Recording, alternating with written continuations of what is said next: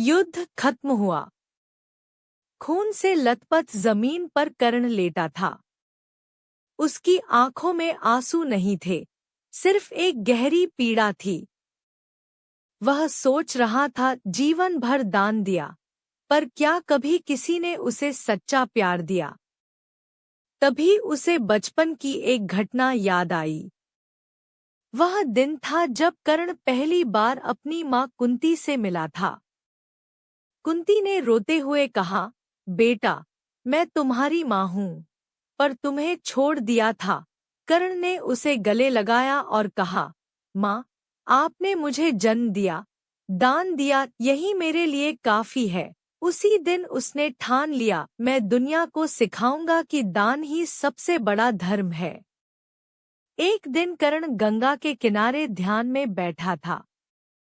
अचानक सूर्यदेव प्रकट हुए। उनकी आंखों में चिंता थी। उन्होंने कहा, बेटा, इंद्र तुझसे तेरा कवच और कुंडल मांगने आएंगे। यह तेरे जन्म से जुड़े हैं। इन्हें देने के बाद तू अमर रहेगा, पर युद्ध में तुझे हार का सामना करना पड़ेगा। कर्ण ने शांति से सुना, फिर मुस्कुराकर बोला, पिता, दान में कभी शर्त नहीं होती। जो मांगेगा वही पाएगा। अगली सुबह एक बूढ़ा ब्राह्मण कर्ण के घर आया। उसके हाथ कांप रहे थे, आवाज दुबली थी। उसने कहा, हे दानवीर, मैं अत्यंत निर्धन हूँ। मुझे कुछ दान चाहिए। कर्ण ने प्रणाम किया, ब्राह्मण देव, आप जो मांगेंगे वह मिलेगा।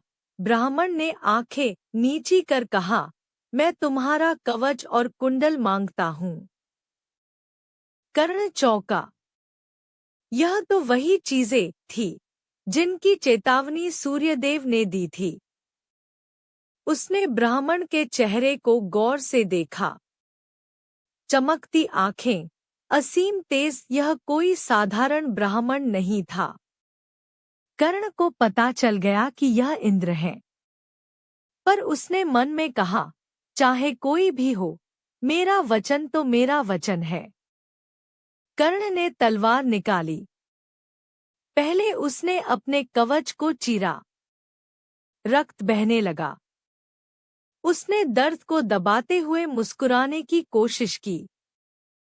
फिर उसने कुंडल को कान से उतारा। खून के छींटे पूरे मैदान में बिखर गए। इंद्र ने देखा तो उनकी आंखें भर आईं। उन्होंने कहा, कर्ण, तुम सच में महान हो। तुम मुझसे एक वरदान मांग लो। कर्ण ने सिर उठाया।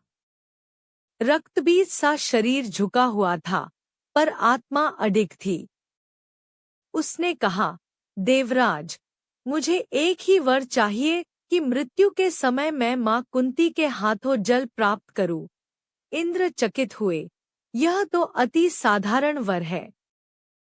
कुछ बड़ा मांग। कर्ण ने उत्तर दिया, बड़ा तो वह होता है जो मां के प्यार से मिले। बस यही चाहिए। इंद्र ने उसे गले लगाया। उन्होंने एक अमर शक्ति का वर दिया, तेरी दानवीरता की गाथा सदा अमर रहेगी। जब भी कोई निस्वार्थ दान देगा, तेरा नाम जपा जाएगा।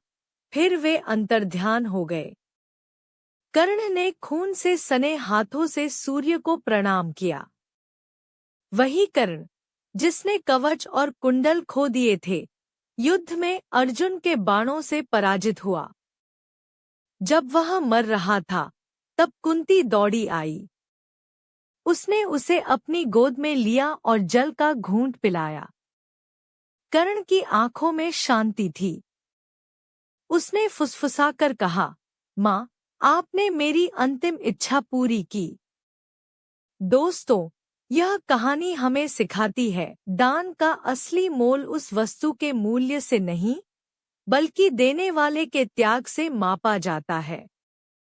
कर्ण ने अपना सब कुछ दिया, बदले में कुछ नहीं मांगा। वह दानवीरता का ऐसा प्रतीक बना, जिसकी गाथा आज भी अमर है। कर्ण की तरह क्या हम भी बिना किसी स्वार्थ के दान कर सकते हैं? क्या हम अपने अभिमान, अपने क्रोध, अपनी स्वार्थपूर्ण इच्छाओं को भी दान कर सकते हैं? दान केवल धन का नहीं, बल्कि अपने मन का भी होता है। जब हम निस्वार्थ होकर कुछ देते हैं, तो वही सच्चा धर्म बन जाता है। तो आप भी इस गाथा को याद रखें। जब भी किसी को कुछ देने का अवसर मिले, बिना हिचकिचाए दे। वही सच्ची दानवीरता है। और हाँ, अपनी माँ के प्यार को कभी न भूलें। वही हमारे जीवन का असली कवच है।